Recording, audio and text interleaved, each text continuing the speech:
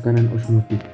Tekanan osmotik adalah tekanan hidrostatik yang terbentuk dalam larutan yang lebih pekat saat osmosis terjadi.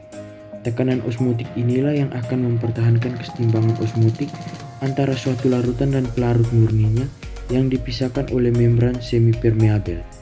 Dengan kata lain, tekanan osmotik adalah tekanan yang diperlukan untuk menghentikan osmosis.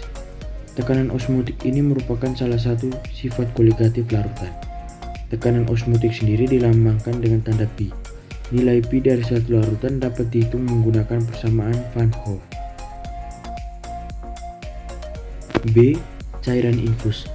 Infus merupakan metode pemberian cairan dan obat yang dilakukan langsung melalui pembuluh darah. Cairan yang diberikan melalui infus dapat berfungsi sebagai cairan pemeliharaan ataupun cairan resusitasi. Cairan infus akan diberikan ketika pasien melakukan perawatan di rumah sakit.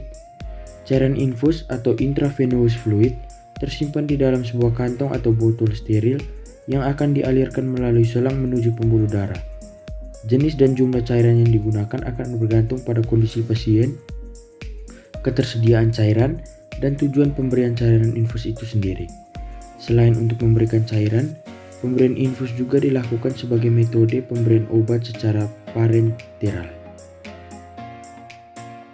Jenis cairan infus dan juga kegunaannya. Ada beragam cairan infus yang dapat digunakan ketika pasien mendapatkan perawatan.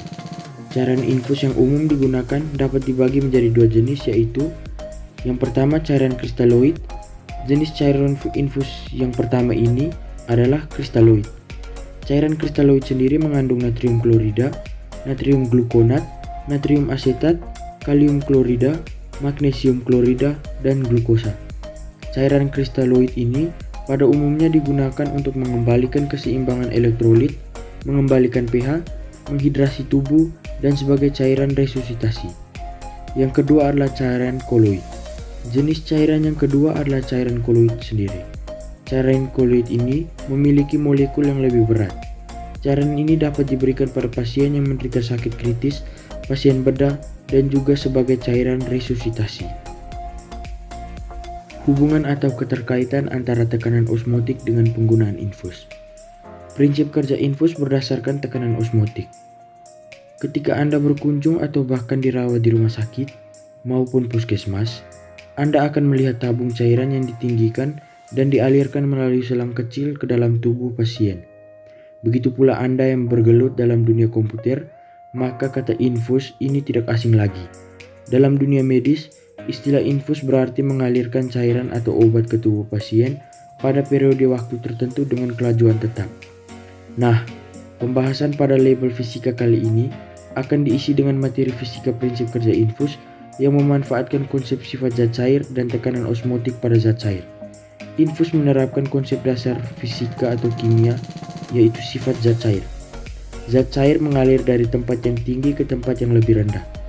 Anda akan tetap lihat di mana tabung infus dipasang dengan posisi yang lebih tinggi dari tubuh atau tepatnya jantung pasien yang diberi infus. Dengan demikian, cairan infus dapat masuk ke dalam pembuluh darah pasien. Kenapa cairan infus dapat masuk ke dalam pembuluh darah? Hal ini terjadi karena cairan infus memiliki sifat osmosis, yaitu sifat cairan yang dapat menembus membran atau selaput semipermeabel pada darah karena perbedaan konsentrasi. Salah satu sifat koligatif larutan adalah memiliki tekanan osmotik.